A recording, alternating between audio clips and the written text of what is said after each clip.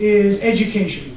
Now, a couple of people here are obviously very passionate, and this is what they do for a living, so I think it's going to be a very interesting, I think, lively debate. We can all agree that we have a lot of serious and endemic problems in our education system, on one hand. On the other hand, parts of our education system, specifically higher learning, is among the best in the world. So let's talk about what the issues are, and let's talk about how we solve them. And guys, step up to the mic and begin speaking. Why don't we start with the Occupy side first?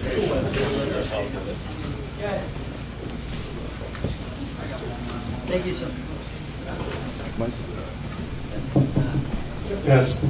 Can you hear me? Yeah. Wonderful. I'm so glad that we're starting with education, I mean, because education gets to the core of our values as a country. And the way that we choose to educate or to not educate young people, I believe, reflects the deepest values of our society. And the crisis that we're facing right now in education is also reflective of the crisis in this country, which I think is also represented by many of the differences in opinion here. What I believe and what Occupy stands for is access to public education, free public education, K through 12, for all young people. It's written into the state constitutions of every state in this union, and it is a fundamental right of our young people to be educated and a responsibility of our country to educate young people. At the college level, it's also essential that we open up access to public education. Access to education, private or public. It's very, very important as a country that we recognize that. Today, too many young people are dropping out of college because they can't afford it. There should never be a case in which a young person has to drop out of college because they can't afford it, because they can't get a co-signer on a student loan. Whether you believe student loans should be the responsibility of the federal government or of private loan agencies, regardless. All right, that all sounds great, and I love the platform, but let's get to the real facts. 20 years of education included exposing education fraud, $6 billion in New Jersey in the school construction fund, nobody went to jail. Here's the problem in education. Access exists in the United States. The public school system already has that access. No one is denied education. The problem with education in the United States is the money and the power that has been put into building out a system that has grown from 7 superintendents in Newark, for example, to 53 with staffs that have nothing to do with teachers. And the failure is in the money and the power. Simple examples: Bob Chan in 2009, former general counsel of the NEA. The unions are the problem. In the education union in 2009, Bob Chan talked about the 3.2 million people who give dues so they can advocate for their members, which is fine. I don't have a problem with unions. I have a problem with government unions. Yeah. But unions that have not focused on education, such as not being able to fill out a 187-page document to fire a teacher. That's how many in some states. So education costs need to be brought down, and we can tackle that through privatization of loans. We went to the Pell Grant system. Look at the curve in education. What happened when the Pell Grants were put in place, and what happened when down on I-95 in Maryland, that lovely building that simply feeds the system by lending at a rate of 1.7% to the student, recouping it over 4.3 and up to 14% when you add penalties. You want to solve education, solve the money, get the unions out of it, bring it back to the local factor where it can best serve. You brought up the U word, so I've got to address that. I don't believe that we fix education by demonizing teachers.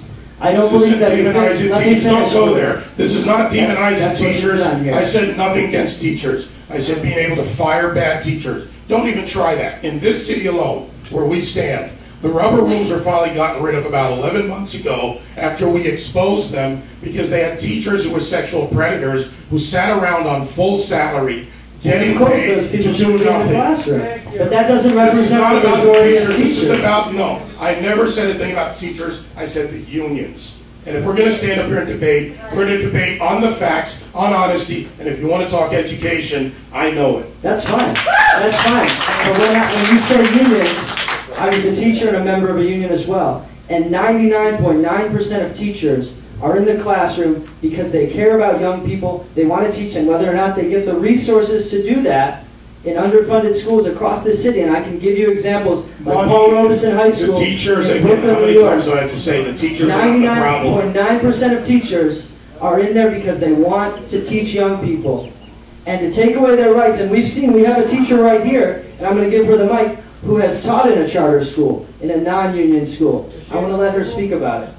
Yes, I know that my time is limited, but I have to make some brief statements. Number one, every 9 seconds a high school student drops out in the United States.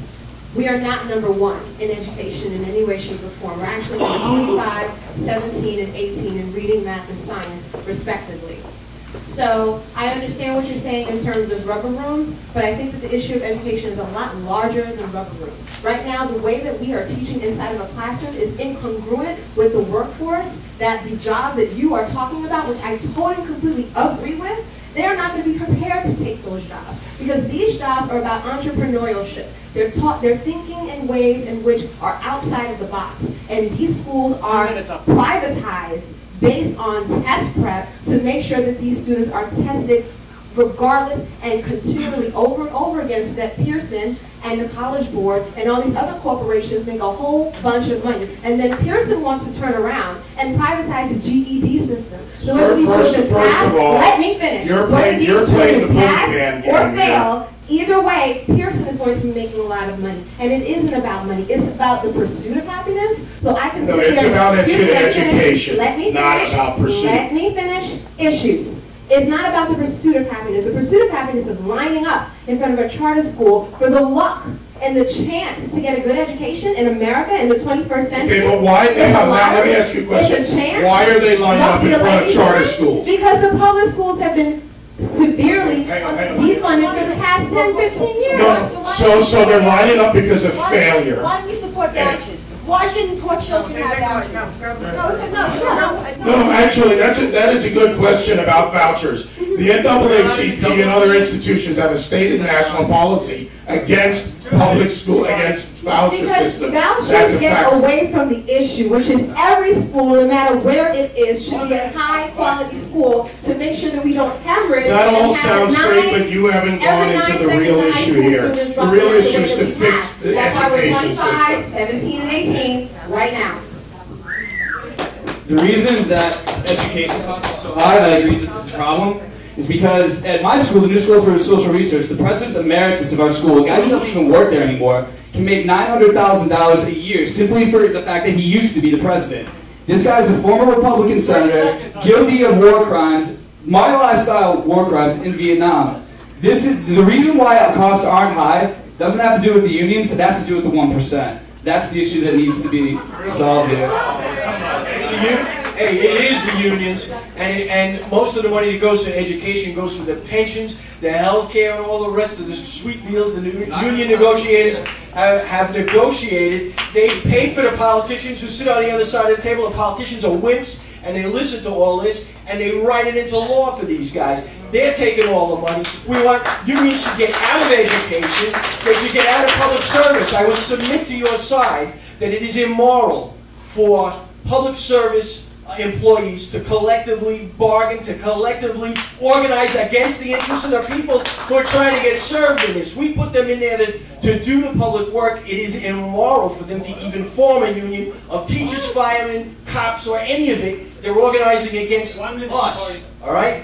On the private side, unions, trade unions make sense. Think about that one, though.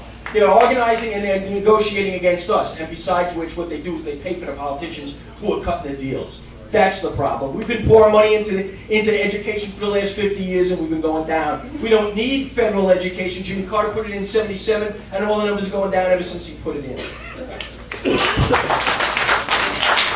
How much time is the...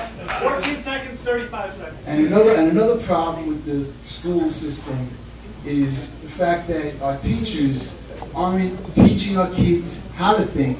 They're teaching our kids what to think. And that, to me, is the biggest crime. To me, it's like child molestation. They're molesting the minds of our kids by indoctrinating them into an eco-friendly ideology that doesn't exist. And that's a sin. They should be there to teach our kids how to think, not what to think. One last thing. They don't even teach children cursive anymore. They show them the inconvenience. They don't teach children cursive anymore. Poor children deserve vouchers for the best schools in the country. Poor children deserve vouchers. Tea Party, you are done. You have a last statement, 14 seconds. Okay, in states where there are unionized schools, they have better education results than states with non-unionized schools. And an amazing show of passion for this. Another thing that I wish we could we're done. Me likey. Good job, guys. That's exactly what we want to hear. PhD online from MIT. I did, in fact, I don't know if you guys picked it up, I did, in fact, see, I saw a lot of common ground. I saw some issues which separated the two sides, but I thought that was that's exactly the type of debate we're looking for. I hope you guys are comfortable with the format. Okay, let's take it down a notch and talk about something less controversial. We're going to talk about global warming. All right, I see people girding up on each side.